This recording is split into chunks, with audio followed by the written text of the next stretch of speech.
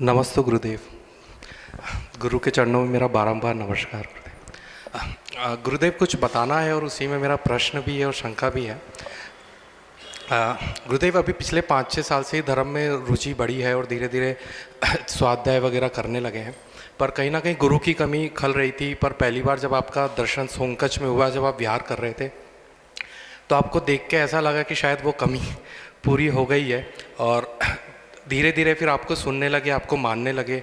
और पिछले 3 महीने में आपका रंग इतना पक्का हो गया कि आपके उद्बोधन सुने बिना, आपको माने बिना, आपको सुने बिना कहीं मन लगता ही नहीं है। पर आज के जब आपके प्रवचन सुने तो कहीं ना कहीं ऐसा लगा कि आपको मानने तो लगे, आपको सुनने तो लगे, लेकिन आपकी मान नहीं रहे, आपकी सुन नहीं रहे। तो आपको मानने से लेके आपकी मानने तक की सफ़र कैसे जल्दी तय करें जिससे आप मेरी भक्ति आपके लिए चरम सीमा पर पहुंच सके। बहुत अच्छा प्रश्न है। प्रश्न की अनुमोदना करते हैं। प्रायः करके गुरुजी हमेशा कहते थे, भजन गाना और भजन करना, इन दोनों में बहुत अंतर होता है। भजन गाना सरल है, लेकिन उसको इम्प्लीमेंट करने में हमारे शरीर से पसीना छूटने लगता है। मैंने कोई बड़ी बात नहीं कही है। मैं एक बार इस बात को बहुत अच्छे से फिर बताना चाहूँगा कि 70% जो हिंदू हैं, उनकी जो घर की प्रॉब्लम्स हैं, वैसी प्रॉब्लम्स हमारे घरों में नहीं है।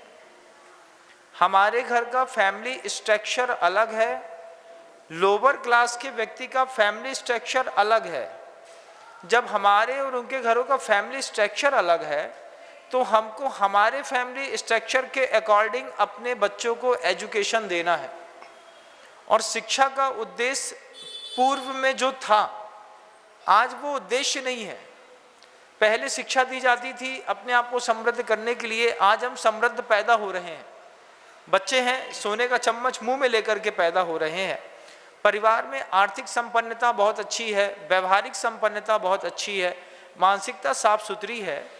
वास्तव में हमारे बच्चे को 70 करोड़ जो दूसरे लोग एजुकेशन ले रहे हैं, उस एजुकेशन की ज़रूरत ही नहीं है।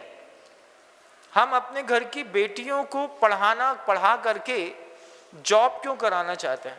जब आप जानते हैं कि हम बहुत अच्छी कंपनी चलाते हैं और हम अपने बच्चे का अच्छे घर में विवाह इत्यादि करके उनकी लाइफ को बहुत अच्छे से सेटल कर सकते हैं, लेकिन उसके बाद भी एक जो फोबिया है अपने पैर में खड़े होने का, अपने पैर में नहीं, अपने शील और अपने व्रतों में खड़े होने को खड़ा होना कहते हैं।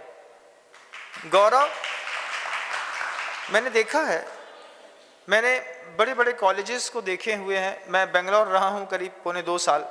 मुझे पता है, इस बात को देख कर के मैंने सब चीज़ों को अनुभव किया है कि जितने बड़े पढ़े लिखे होते हैं, अंदर से वो उतने ही सड़े होते हैं। आप सुबह देखिए अपने शहर की, एक बार नाइट लाइफ का विजन करेंगे तो आपको पता चलेगा किस तरीके से एडिक्शन में ये शहर डूब रहा है धीरे धीरे। इन सब चीज़ों में अपने बच्चों को, घर के बेटे बेटियों को फंसाने की मैं तो मानता नहीं कि मुझे कोई ज़रूरत है, आप लोगों को कोई ज़रूरत नहीं है। लेकिन वो गतानुगतिक एक स्थिति बन जाती है कि मिश्रा जी की लड़की भी उस स्कूल में पढ़ रही है, तो हम भी अपनी लड़की को उसी स्कूल में पढ़ाएंगे। इसके पीछे का, आपके पीछे कोई उद्देश्य नहीं है। निरुद्देश्य एजुकेशन बच्चे को कहीं से कहीं शिफ्ट कर देती है। हमने बच्चा अपने लिए लाए थे इस संसार में। बच्चा 50,000 रुपये महीने के पैकेज के चक्कर में अपनी लाइफ का पूरा गोल्डन टाइम एक कंपनी को दे देता है, सुबह 8 बजे से लेकर के शाम का 7 बजे तक का। इसके लिए हमने संतान पैदा की ही नहीं थी। एक गतानुगतिक जो व्यवस्था पूरी दुनिया में बंधी है, इसमें तो खुद ही अपना पैर उठाना पड़ता है, खुद अपने आप को ब्रेकअप लेना पड़ता है कि हमारे बच्चे वहाँ नहीं पढ़ेंगे, फिर जिसके जो करना है तो करें। तो अपने बच्चे को क्या कराएंगे? मैं आईआईटी के इंजीनियर्स हैं, 2 सौरभ जी हैं और एक उनकी वाइफ हैं, जयपुर की हैं। उनने अपने बच्चे को स्कूल से बाहर निकाल दिया। बोले मुझे अपने बच्चे को स्कूल में पढ़ाना ही नहीं है। उनसे पूछा क्यों?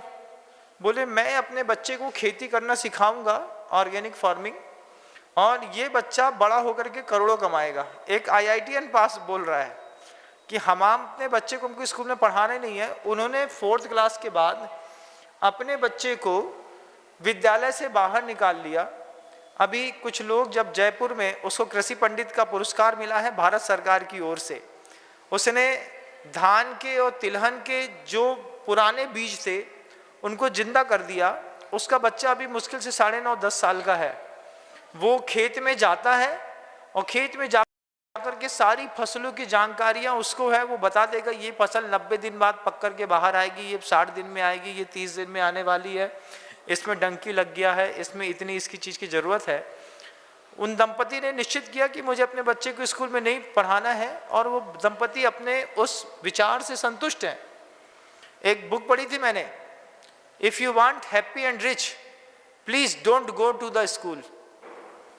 अगर तुम खुश और धनी बनना चाहते हो तो don't go to the school, school ही मत जाओ। क्यों? क्योंकि वहाँ पर जो सिखाया जा रहा है वो हमारी लाइफ में कभी काम नहीं आता। मुझे आप स्वयं बताइए ना, आपकी लाइफ में फिजिक्स, केमिस्ट्री, मैथ कितना काम आई? इसके लिए पूरी जिंदगी गंवाई हमने, कोई काम नहीं आई। काम क्या आया? व्यवहार, नागरिक शास्त्र। काम आया प्रेम, वात्सल्य, दया, करुणा, क्षमा, कॉपरेशन, कंपाइंडनेस। ये चीज़ें तो काम आती हैं, लेकिन फिजिक्स, केमिस्ट्री, मैथ लाइफ में काम नहीं आती। मेरे ऐसा खुद का अनुभव है, और मैं खुद अपने आप को देखता हूँ कि मैंने कम पढ़ लिख करके भी, मैं ऐसा मानता हूँ कि मैंने बहुत बड़ा तीर मार लिया है। अगर हम कुछ ज़्यादा पढ़ गए होते तो हो सकता है कहीं पर कोई जॉब कर रहे होते, लेकिन थोड़ा कम पढ़ने के चक्कर में मुझे गुरुदेव मिल गए और आज मेरी ज़िंदगी कहीं से कहीं पहुँच गई।